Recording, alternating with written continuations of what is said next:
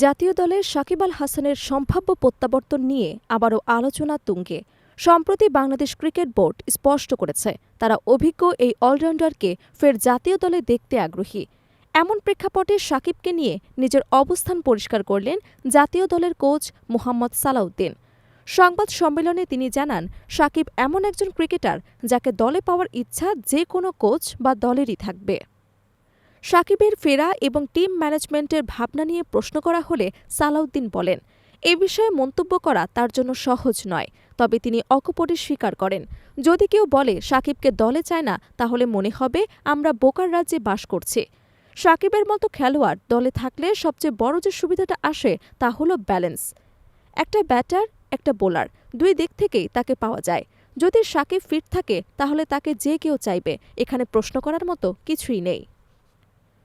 কোচের এই বক্তব্য স্পষ্ট, ব্যক্তিগত পছন্দ বা অপছন্দ নয়, বরং দলের প্রয়োজন এবং ভারসাম্যই এখানে মুখ্য বিষয়। দীর্ঘদিন ধরে আন্তর্জাতিক ক্রিকেটে বাংলাদেশের সবচেয়ে বড় ম্যাচ উইনার হিসেবে নিজেকে প্রমাণ করেছেন সাকিব আল হাসান। ফলে ফিটনেস ও পারফরম্যান্স বিবেচনায় থাকলে তার মতো ক্রিকেটারকে বাইরে রাখার যুক্তি খুঁজে পাওয়া কঠিন বলে মনে করেন সালাউদ্দিন।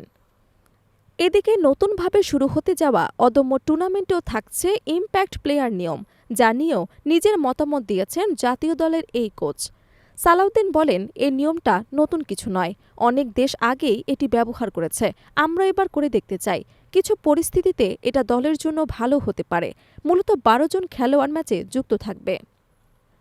ইম্প্যাক্ট প্লেয়ার নিয়ম নিয়ে সমালোচনা থাকলেও সালাউদ্দিন এটিকে খুব একটা নেতিবাচক চোখে দেখছে না।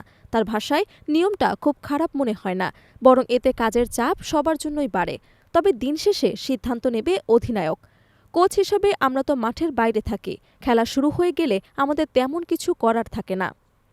স্কোয়াড নির্বাচন প্রসঙ্গে ব্যাখ্যা দিতে গিয়ে সালাউদ্দিন জানান, আসন্ন বিশ্বকাপকে সামনে রেখে যে প্রস্তুতি চলছিল সেই ধারাবাহিকতায় বজায় রাখা হয়েছে। তিনি বলেন, আমরা অনেক দিন ধরে একসাথে ছিলাম বিশ্বকাপের প্রস্তুতির জন্য, তাই সেভাবেই দল রাখা হয়েছে।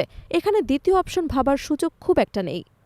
দ্বিতীয় আরও যোগ করেন, পারফরমেন্স আসবে কিনা সেটা পরের বিষয়। তার কাছে বেশি গুরুত্বপূর্ণ হল খেলোয়াড়রা যেন নিজেদের সর্বোচ্চটা দিতে পারে, ছেলেরা যেন সেরাটা দেয়, এখান থেকে অন্তত কিছু শিখতে পারে, সেটাই বড় কথা বলেন তিনি দলের এই টুর্নামেন্টকে সালাউদ্দিন দেখছেন বড় ধরনের এক পরীক্ষা হিসেবে। তার মতে প্রতিযোগিতার মান হবে বেশ উচ্চ। দিন শেষে যখন মাঠে নামবে সবাই সেরাটা দেওয়ারই চেষ্টা করে। এখানে দেশের সেরা প্রায় ৪৫ জন খেলোয়াড় খেলছে, ফলে হেলদি কম্পিটিশন হবে। এই টুর্নামেন্টে যেমন অভিজ্ঞ ক্রিকেটাররা থাকবেন, তেমনি সুযোগ পাবেন তরুণরাও। কোচের মতে প্রতিদিনই নতুন সুযোগ তৈরি হবে খেলোয়াড়দের জন্য। যে সিরিয়াসলি নেবে তার জন্য এটি একটি বড় সুযোগ, আর যে হালকাভাবে নেবে তার জন্য ডাউনফলও হতে পারে, সতর্ক করে দেন সালাউদ্দিন। অবশেষে তিনি আশাবাদ ব্যক্ত করে বলেন, আমি বিশ্বাস করি সবাই সেরাটা দেওয়ারই চেষ্টা করবে। জাতীয় দল, ভবিষ্যৎ পরিকল্পনা এবং ব্যক্তিগত পারফরমেন্স সব মিলিয়ে এই টুর্নামেন্ট যে অনেক ক্রিকেটারের জন্য গুরুত্বপূর্ণ মাইলফলক হতে পারে তা স্পষ্ট করে দিয়েছেন অভিজ্ঞ এই কোচ। Desk report, Dhaka.